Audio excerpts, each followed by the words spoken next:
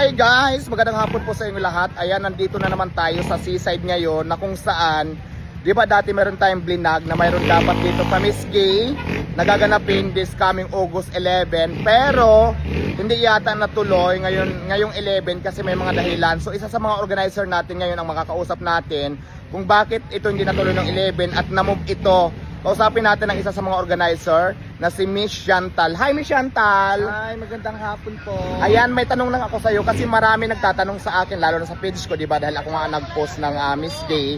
So dapat nung 11 to nitong August, pero bakit hindi siya natuloy at kailan ito matutuloy? Ayun, bali nag-post po lang po tayo ng date. Gawa po ng sunod-sunod po kasi yung bagyo.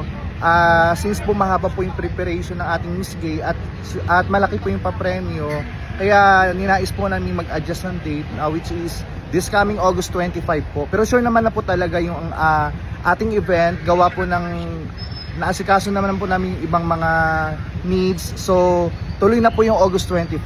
So ayan, ito na ang magandang tanong pa. So ngayon, mayroon na ba tayo mga official candidate na nag-inquire dito na sasali? Kasi di ba nakalagay sa post natin na 30 candidates yung pwedeng sumali. First come, first serve. Yes, first sa inyong palagay, di ba yung deadline nito? Kailan ba yung deadline ng submission ng registration? Yung deadline po natin ng submission is August 15. August 15. Pero doon sa August 15 na darating, mayroon na ba mga naka-reserve na candidate Yeah, na marami official na. na sila na yung rarampa pagdating ng August 25? Meron na po tayong 15 candidates na sure na, pero kung gusto niyo pong humabol, habol na po kayo hanggang Hanggang 15 ng August. hanggang August 15 po. Kailangan po before 15 masubmit niyo na po yung form niyo at maipasa niyo na po yung mga picture niyo kasi po ipo-post namin sa social media Yung mga lahat naka-registered. lahat ng official candidates. So ayan, mga baklos, 50 na ang official candidates na siguradong rarampa, pero pwede pa kayong humabol dahil nga 30 candidates yung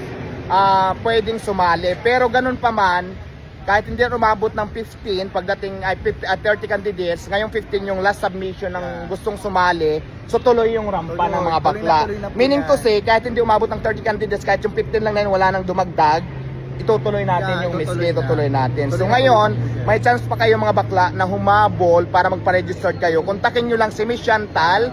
Ilalagay natin dito ang mga contact number nila, ang mga lahat ng details nitong vlog natin. Para yung gustong sumali, mag-PM na lang kayo o Yes. direct tumawag kayo sa mga CP number nila at mga contact number nila. Yes. So yun lang, maraming salamat. Ang Miss Gay po ay na-move ng August 25. Sa lahat ng mga kabaklaan dyan na mahilig sa pageantry ng mga bakla, pwede pa kayong humabol hanggang August 15, ang last po na submission ng registration natin. Kaya na mga bakla, ano pang hinintay nyo? Go na! Laban mga bayot! So ayan na, just for sure, nandito talaga ako. At syempre, susuportahan natin ang mga kabaklaan dito. At take note, malaki yung price dito ha. 10,000 ang grand winner. Ay, 20,000 ang grand winner. 10,000 ang first runner-up. Tapos mayroon pang 7,000 ang second runner-up. Yeah. Marami pang pa-pricing, mga surprise na pa-premyo, mga minor awards, mga major awards, malalaki din ang price nila. Kaya mga bakla, mag-register na kayo. Ilalagay natin dito yung buong details. Plus like, follow, and share. Babo! Bye-bye.